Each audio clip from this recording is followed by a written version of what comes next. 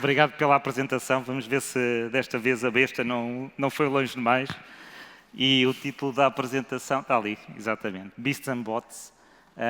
E o objetivo, também alinhado um pouco com as apresentações que têm sido feitas hoje em dia no mundo da AI, e o pedido que me fizeram foi aqui falar um bocado da AI, e ficamos todos, se fazemos perguntas, o que é que sabemos, o que é que não sabemos, onde é que nós já chegamos, e portanto a minha ideia aqui hoje era, um pouco à frente de algumas equipas de desenvolvimento de software e de serviço e de produtos, passarmos algumas ideias também onde é que está o meu mindset hoje em dia, e tentar estruturar isso na medida do possível com alguma naturalidade também de como é que a inovação tem evoluído ao longo da história, e como é que ela se tem integrado no dia-a-dia das tecnologias que vão aparecendo. E nós hoje em dia, com o tema da AI, estamos a passar por mais dessas disrupções tecnológicas, como todos vocês sabem, e que ao princípio parecem sempre mágicas, assustadoras. Espero que para muitos de vocês hoje já não sejam mágicas. Se são, experimentem. E tentar desmistificar um bocado alguns dos conceitos que existem aí à volta da AI para nos modificarmos todos. Portanto, um dos temas também era dos T's, era pessoas, talento, e uma grande preocupação connosco como managers ou como líderes em algumas destas equipas de software é exatamente como é que nós conseguimos fazer alguma dessas transformações, e uma delas passa por, quando as coisas estão a mudar, dizermos o que é que fica e quais são os conceitos que ficam, e eu acho que isso nos dá alguma tranquilidade a dizer não muda tudo, mudam algumas coisas, mas encarar isso com alguma naturalidade. E por isso, para hoje, aqui o desafio, também não pude usar apresentações nenhumas passadas, porque isto muda a cada semana ou a cada mês. Eu, portanto, para esta apresentação de hoje, o que eu queria vos passar aqui é por alguns dos exemplos da história, tentar, na medida do possível, eu pedi à vossa consideração, expandir conceitos aplicados da AI, expandi-los para conceitos de desenvolvimento de software e da AI, e levar-vos por esta historinha do passado e também do presente. Portanto, 5 quadros, lá ver até onde é que vai. Portanto, começava por esta parte a dizer desde que sempre que o ser humano se procurou amplificar na força que tem, no alcance, portanto, até onde é que consegue ir, na maneira como comunica, e foi usando algumas dessas ferramentas e alterando-as a outros seres para fazer essa amplificação e esse aumento. E, portanto, hoje a IA, o objetivo é fazer o mesmo. E nós devemos encarar isso com alguma naturalidade. Eles permitem repetir tarefas que nós não gostávamos de fazer, permitem orquestrar algumas coisas que também não temos valor em fazê-lo, permitem comunicar e, portanto, é esses desafios que nós temos em utilizar a AI. Problema de hoje, de todos nós, e acho que se conseguem rever isso, nós perdemos demasiado tempo em tarefas repetitivas e intermitentes. Repito, repetitivas, fazer a mesma coisa múltiplas vezes, e intermitentes, em que nós fazemos uma coisa e depois ficamos à espera de um output, ou de uma outra pessoa, ou de um PO, ou de um tester para fazer outras tarefas.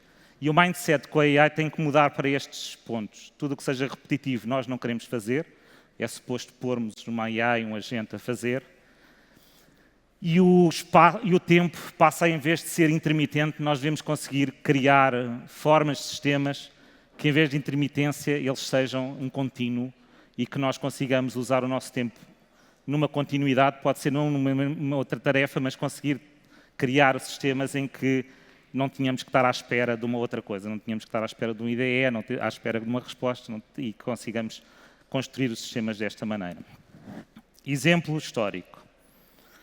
Portanto, Shaduf. Portanto, o Shaduf era, no Egito Antigo, era uma alavanca com contrapeso, onde as pessoas, os humanos, queriam tirar água de um poço ou de um rio e que tinham que o levar para depois fazer a irrigação e que puxavam a corda de alguma maneira para levantar essa água.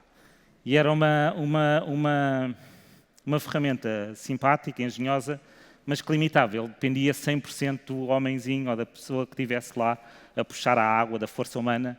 E enquanto ele estivesse ali, a água podia ir subindo. Quando ele tinha que ir dormir, descansar, comer, a água parava.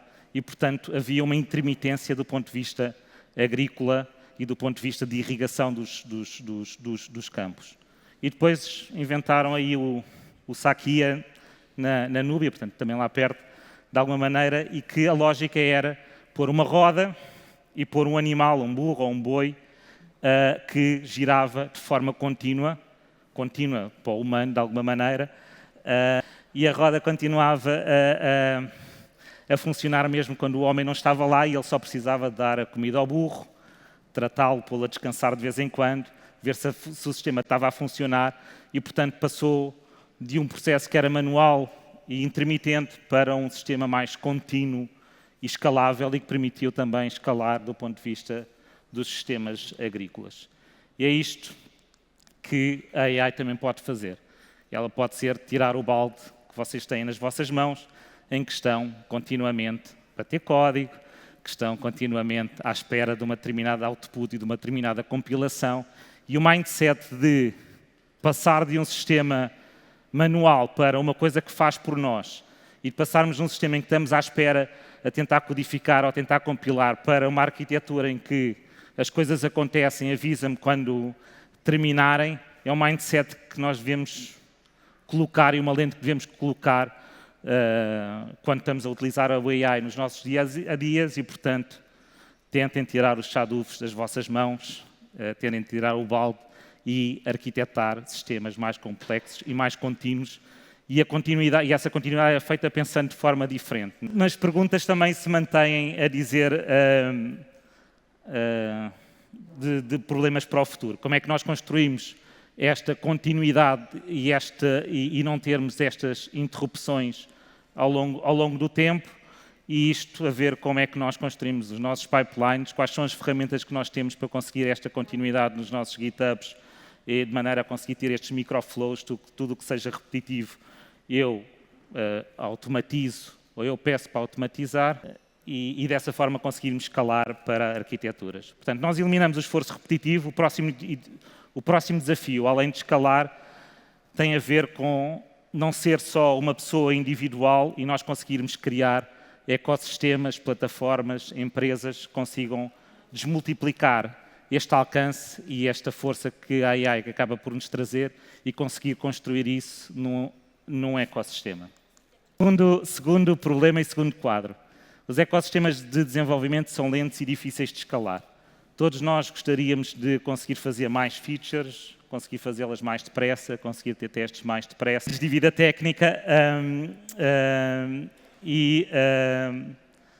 e um exemplo da história com que temos isso tem a ver com a domesticação aqui mais dos cavalos e que os cavalos faziam os humanos andarem mais depressa efetivamente, mas depois foi só com a construção destas, nos romanos, neste tempo dos romanos, estes manchis mutácio, de alguma maneira, que era uma rede em que permitia que os cavalos andassem, à medida que estivessem cansados, conseguiam parar, ou em trocas de cavalos rápidas, numa estação em que conseguiam trocar por cavalo, ou em sítios em que conseguiam repousar efetivamente e passar para uma outra e continuar a jornada de forma mais calma.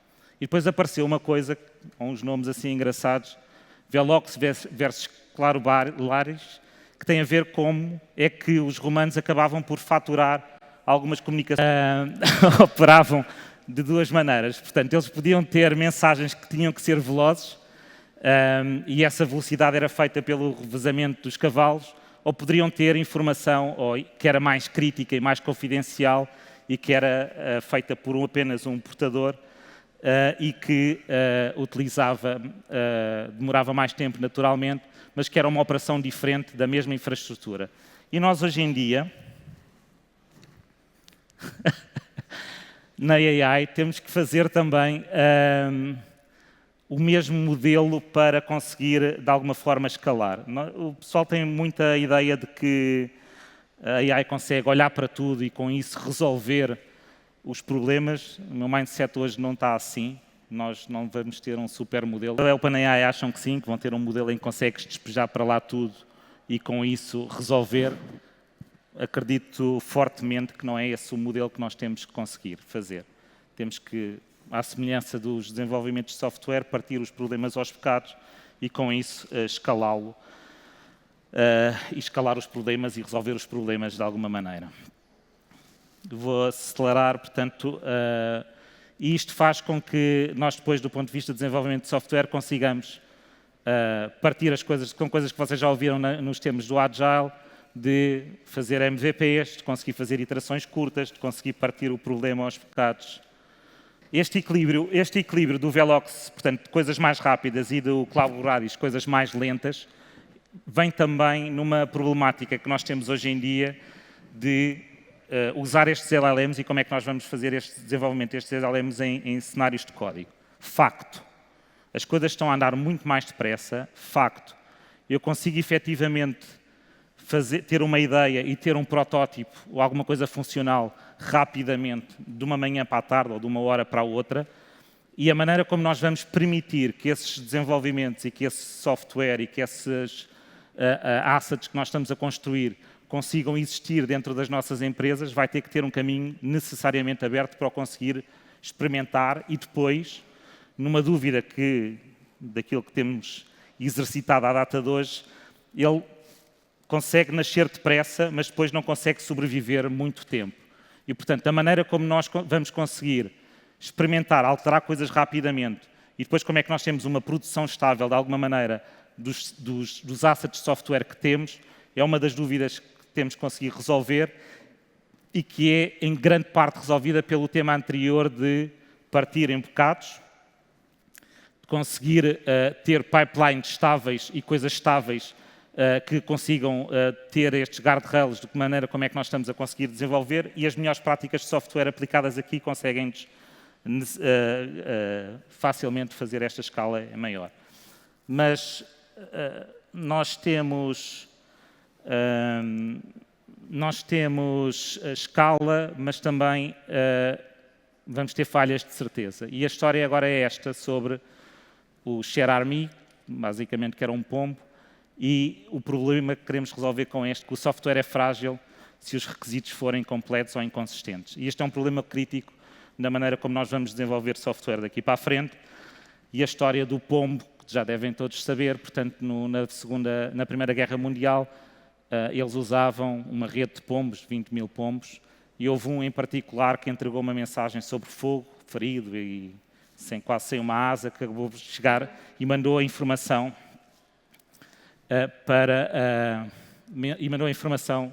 para conseguirem vir salvar esses soldados, mesmo numa altura em que já havia tecnologias de ponta, não, eram os telégrafos de alguma maneira, mesmo com outras tecnologias, eles usavam os pombos porque conseguiam dar redundância ao cenário e aos cenários de batalha. Como é que isto se aplica do ponto de vista aqui da parte do AI? Resiliência e redundância aos multimodelos, eles vão avançar e, portanto, nós devemos conseguir. Às vezes temos feito fine-tuning ou utilização de um modelo em particular, ele depois muda para uma geração mais recente e os dados depois acabam por ser inconsistentes e, portanto, nós precisamos de gerir estes multimodelos. E depois, um ponto que eu gostava de elencar mais para vocês, comunicação clara. Nós hoje acabamos por programar as máquinas muito por código. É cada vez mais relevante que a informação é o produto e o código é só o detalhe de execução. Portanto, cada vez mais, nós, em vez de estarmos a receber requisitos de product owners sobre o que é que acontece e depois transformamos esses requisitos em user stories e fazemos essa caminhada, cada vez mais temos que conseguir pôr a informação que é relevante, junto com o código, junto com o workflow que nós estamos a fazer e dessa maneira conseguir ter uma maior resiliência, conseguir que os agentes e que os AIs consigam perceber exatamente o que é que nós queremos e que essa convivência da informação relevante vai conseguir sobreviver ao longo do tempo. Mas, como diz ali em baixo, não é? Garantir a redundância não chega, quando um sistema cresce há outro risco de descoordenação, nós precisamos de ter de resolver também este problema. O Agile as abelhas têm um protocolo. Queria falar-vos aqui sobre protocolos. O Agile é uma dança das abelhas para comunicarem onde é que está o néctar. E isto é uma coisa relativamente simples, que é a velocidade, o ângulo com que elas se apresentam e quando chegam à colmeia, com que elas fazem a sua dança ou o seu voo, que responde à direção que elas querem e onde está o mel de onde elas vêm. A velocidade com que elas estão a fazer esse movimento corresponde à distância em que um segundo é mais ou menos 1 km, e depois o vigor, se fazem mais depressa, ali como o Carlos Alexandre, corresponde também à qualidade e à qualidade do néctar que acaba por existir. E com um protocolo relativamente simples, acabam por conseguir fazer muita coisa e gerir uma colmeia de uma maneira que parece bem organizada. E, portanto, ter todos os temas que têm a ver com o processo, a maneira como nós temos os nossos processos, é o crítico para conseguirmos criar e gerir estes agentes de forma escalável para o futuro. Perguntas que temos: onde é que estaciamos estes agentes? O que é que são APIs? O que é que são o MCP Servers? O que é que são A2As? Último ponto: plataformas sem regras são imprevisíveis e inseguras. Portanto, mesmo que a gente tenha protocolos, os temas da segurança, o tema do controle destes modelos é crítico para o futuro. Eu dava aqui o exemplo dos animais domésticos e dos cães em particular, com aquela proteína que está ali, o AMI2B, que corresponde a essa domesticação, e o ponto que eu vos queria passar tem a ver como é que nós domesticamos estes AI, estes modelos, estes domínios, de alguma forma, seja por cenários de fine-tuning, e nós já vimos que só com ordens, só com prompts, em muitos casos tu não consegues os resultados suficientes, e que muitas vezes temos que acabar por alterar os genes, fazer os tais ditos fine-tunings para conseguir ter um cenário mais personalizado, mais diferente daquilo que outras empresas e competição ao lado consigam fazer, e é essa a maneira que nós temos que conseguir também personalizar, hoje a custos bastante mais baratos. E, portanto, deixava-vos só aqui com estes pontos de passar de esforço manual a uma continuidade, pensarem de maneira diferente, de terem uma infraestrutura de redes, de sistemas que consigam escalar a velocidade a que nós temos, redundância de modelos e fallbacks conforme o Share-AMI, de conseguirmos ter processos que consigam vencer a entropia, de conseguirmos crescer em número de agentes e, finalmente, garantir regras simples que geram confiança pela alteração de modelos e dizer que os animais servem os instintos, os bots servem processos e, portanto, tem muito a ver com processos, mindset e a maneira como nós construímos e usamos estes AIs. E era isto. Obrigado.